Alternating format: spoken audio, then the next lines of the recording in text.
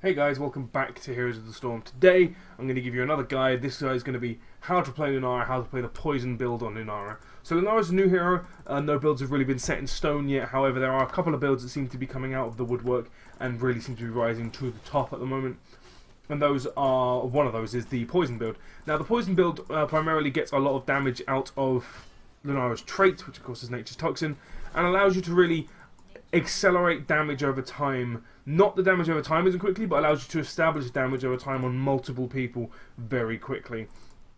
And how it works is not very effective in the early game. You can have quite a difficult time doing anything in the early game. You can obviously trade well and do other things that Lunara can do, but as far as wave clear and stuff like that, you might get bullied out of lane by someone like Zagara or someone who has some form of sustain in lane. However, once you get into the mid and late game, once your ult starts coming apart and starts becoming a really big deal, you are able to really throw down a lot of damage incredibly quickly if you have the team backing you up to do so. So how does this build work?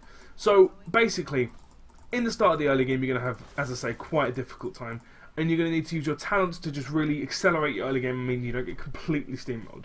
The first talent you want to take is Blossom Swell. This isn't a massive deal. 20% isn't a huge deal at all, but what it does mean is it allows you, just in the late game, it means you're going to hit 20% more area, which means it's going to be 20% harder for the enemy to get away from it, and all kinds of stuff, so it's just good. And in the late game, your Q is going to deal a lot of damage, and it's going to be, it's going to deal so much stuff. Level 4, the talent, the talent here doesn't really matter as it only affects your Wisp, but the go-to one is going to be Nimble Wisp. At level 7, you're going to want to go with Splintered Spear. Trip up on that every time. So the way this one works is when you cast your Q, your next basic attack after casting it, not after it explodes, after casting it, will hit 3 targets. And this means that when you cast your Q and then auto something, you can auto a minion, you're going to want to auto heroes as much as possible. Even if your Q misses everything, even if your Q doesn't hit anything, you will get a stack of poison off on 3 things. Hopefully those 3 things will be heroes, obviously. That's what you're going for there. But if not, it just means you're going to get 3 stacks off on minions or on mercenaries or whatever. And what this means is that you're going to be able to get your poison off on many, many people really, really quickly. This pairs in incredibly well with your ulti, which is going to be Thornwood Vine. The reason for this, again, is because it's poison, you want to get as much damage off on as many people as possible in order to really take advantage of this. And that's really where the power of this one comes through. So there is kind of a little bit of a combo to playing Lunara, and the combo is relatively simple. You Q whatever you can. So basically when you see the enemy team grouped up before a team fight or anything, you press Q, you then auto one of the other heroes, preferably the one in the middle, so you should hit 3 people, and then anyone who doesn't have a stack of poison on them, you hit them with your ult. Now it does have 3 charges, so you are going to have 2, I would say always keep 1 charge if you're engaging doing this, but you're going to have 2 attempts to hit the rest of the enemy team with this, and once everyone's got a poison, hit W. That's going to make it incredibly hard for them to actually get anywhere, and if you're really lucky, you might have got 2 stacks of people off with the Q and the auto and the ults that you get. You may have 2 stacks on a couple of people, and that's going to be 3 stacks, which means they're going to be taking a lot of damage. And because the cooldown's only 15 seconds and 10 seconds, you can do it again in a very, very, very short amount of time. But you are going to be vulnerable when doing this. This is where your team comes into play. You're going to need to stay behind your tanks and with your supports in order to really make this effective. At level 13, you're going to want to go with Pestering Blossom. This just means that you can poke and you can finish people off surprisingly well. And at level 16, this is where things get slightly strange. You're going to want to go with Choking Pollen. So be aware of this now. So now Choking Pollen deals 50% damage to people that are already suffering from your ult. Do not be afraid once you've taken this to do a R open, Q into an auto. This gives you the 50% increased damage. Obviously, you want to get your auto off as quick as possible. And that means that if you can do this, you can get your Q off, you can get your R to stack 1 stack of poison. You then use your Q to give another stack of poison and the 50% increased damage, and you then get your auto to just deal even more damage and get the very last stack if people haven't got it. And if people are still suffering from it, people are still having a hard time getting stacks on them, you can hit them with another R, and then you can use W again to really start to punish them. And you're going to be amazed the amount of damage you can churn out in this little bit of time. Obviously I'm not doing massive amounts of damage, so my hero damage isn't too crazy, but I've played 8-minute games and got over 60k hero damage.